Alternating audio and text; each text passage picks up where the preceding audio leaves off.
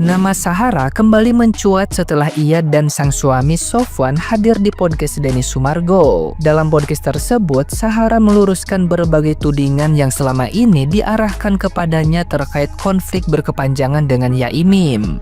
Ia menegaskan bahwa isu penyebaran video atau foto pribadi sama sekali tidak benar. Sahara menjelaskan bahwa keterlibatannya bermula saat Yaimim meminta bantuan untuk menghapus tampilan wallpaper WA yang berisi foto tidak pantas. Setelah tangkapan layar percakapan itu tersebar ke grup kampus dan menimbulkan keberatan dari anggota lain. Melalui podcast tersebut, Sahara juga membantah cerita soal ponsel Yaimim yang disebut rusak dan diperbaiki oleh dirinya. Ia menekankan bahwa tidak ada perbaikan perangkat, hanya pengaturan aplikasi semata. Sofwan kemudian mengungkap alasan mereka memilih pindah rumah. Keputusan itu diambil karena konflik tidak kunjung reda dan mulai mengganggu kesehatan mental Sahara serta kondisi psikologis anak mereka.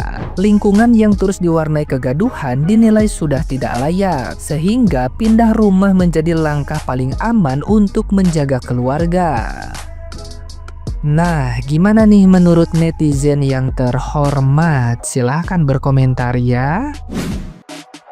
Pak Yai, kok jauh lebih cantik daripada Sahara itu sambil bergetar gitu. Jadi tandanya itu kayak Pak Kiai itu berat mau mengucapkan lebih cantik istri saya, jauh lebih cantik dari Sahara.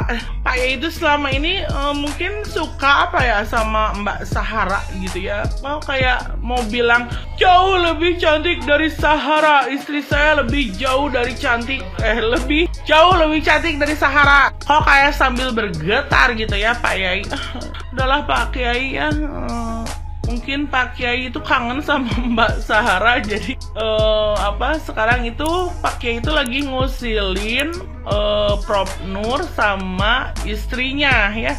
Kasihan lah Pak Kiai, udahlah mending adem-adem aja gitu ya, jangan banyak berulah. Dan buat istrinya juga tuh Ibu Ros ya, Nyai Ros harus bisa ini, kamu juga atuh Ibu Ros teh harus bisa masih tahu ke suami gitu. Udah gitu sayang, udah jangan kayak gitu terus, malu atuh. Sekarang teh kan udah disorot sama media-media gitu, apa-apa di viralin gitu ya. Jadi udah atuh ya, Bu Ros juga kayak orang bijak ya kalau ngomong, tapi itu kok kayak begitu juga gitu ya.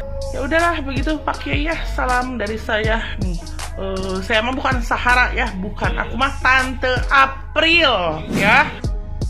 Teman-teman, kurang lebih 3 bulan yang lalu ketika saya speak up persoalan yang terjadi antara Sahara dan Yaimim, hampir tidak ada yang percaya bahwasannya sosok yang disebut Kiai, bahkan mengaku diri seorang hamilun Quran, bahkan yang bersangkutan juga adalah seorang dosen di Universitas Islam Negeri Malang, adalah sosok yang sangat problematik. Dan sifat problematiknya ini tidak hanya berdampak negatif pada Sahara, tetapi juga orang-orang yang berkaitan dengan yang bersangkutan. Warga setempat bahkan menjalar hingga ke orang-orang yang baru dikenal, bahkan pejabat seperti KDN kena dampaknya. 3 bulan yang lalu teman-teman, bahkan hujatan-hujatan yang dilontarkan oleh publik kepada Sahara, bahkan juga berdampak kepada saya, itu pun sampai membuat seorang Denny Sumargo takut untuk menayangkan podcast Sahara pada saat itu.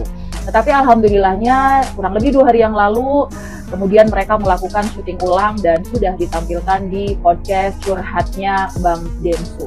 Nah, dengan ini maka semakin banyak juga publik terbuka bahwasannya memang apa yang dilontarkan dulu atas hujatan-hujatan mereka kepada Sahara ini ya tidak tepat, bahwasanya semakin hari semakin terbukti problematiknya seorang Yaimim ini adalah sebuah fakta. Dan saat ini teman-teman, saya juga ingin menyampaikan hari ini faktanya seorang Yaimim sudah dilaporkan atas dugaan kasus ITE, kemudian juga dan ya, problematiknya seorang Yaimim ini bukan hanya pada sifatnya yang sehari-hari sangat mengganggu orang-orang sekelilingnya, tetapi juga sudah mengarah pada tindakan-tindakan yang bersifat pidana yang sangat merugikan Sahara dari sisi psikis, fisik, hingga material.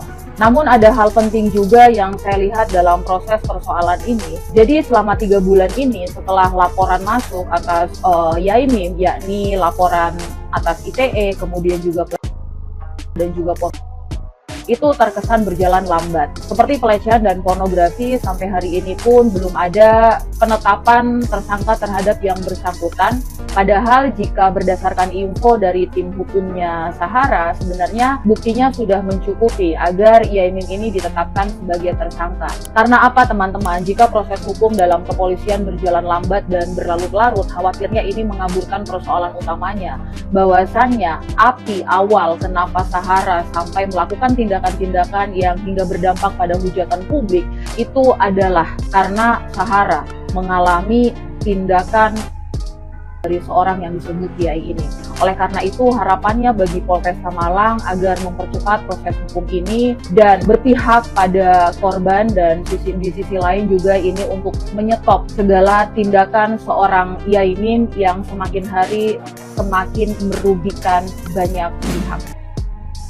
Wis do nonton podcastnya Denny Sumargo karo Mbak Sahara belum guys? Sebenarnya gini, konflik bertetangga itu dimanapun kita tinggal itu sebenarnya ada. Cuman kadang kita sendiri itu berusaha untuk tidak berkonflik sama tetangga kan. Jadi masalah yang besar dikecilin, masalah yang kecil nggak adain.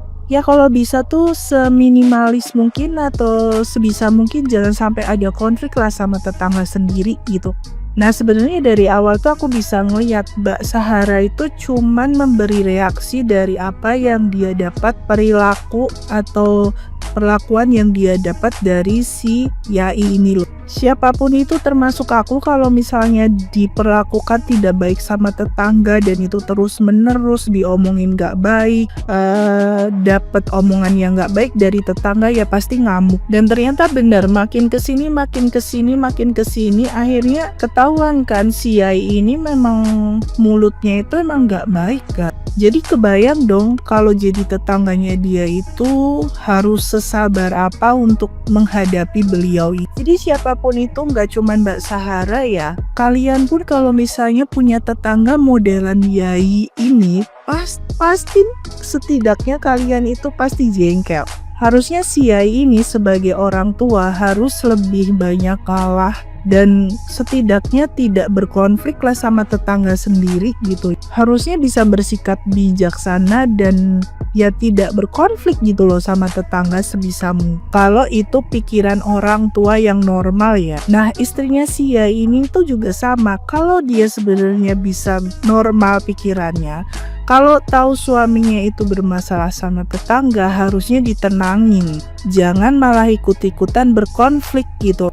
Harusnya banyak minta maaf kalau misalnya suaminya itu bersikap seperti itu sama tetangga. Harusnya ya, kalau itu normal, manusia dengan pikiran normal.